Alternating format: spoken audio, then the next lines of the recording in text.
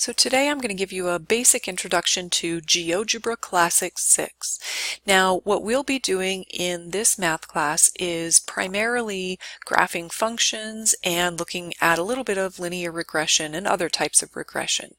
Now the graphing calculator web app will do all of the function graphing, but in order to do linear regression we will need GeoGebra Classic 6, which has all of the functionality.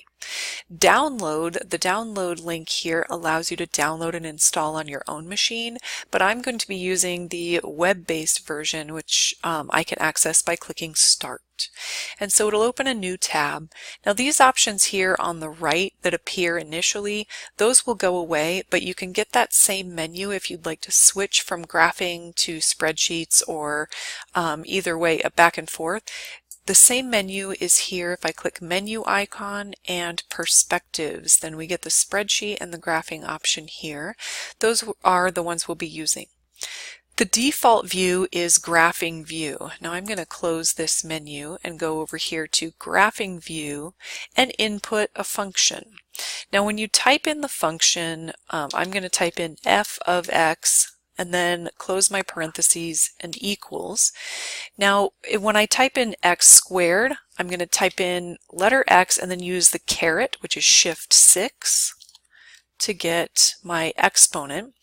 I can also use this number pad down here, which allows me some different templates for a variety of things.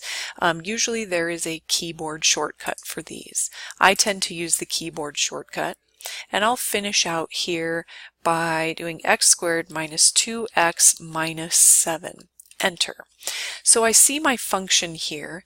If you're not seeing the whole function because of this keypad, you can click and drag to move your function. You can use the scroll wheel to zoom in and zoom out. And you can also, of course, just shrink this number pad, the keypad. Now the next thing we might want to do, if I click back on my function here, you notice I get special points.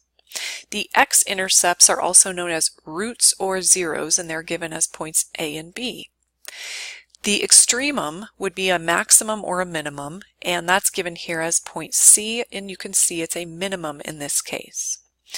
And the intersection is found by using the command intersect and typing F and Y axis here. Now we didn't have to do that. Those are pre-calculated values listed under special points. Now this should allow you to do quite a bit of analysis. We can analyze the function by determining for which x values the function is above or below the y-axis.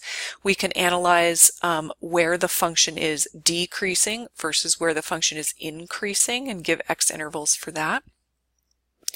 And we can also analyze two functions together. Let's give ourselves another function like g of x equals maybe x minus 5. Enter. Now you notice that g of x also has its own special points. Since there are no max or min points, we have just the intercepts listed here.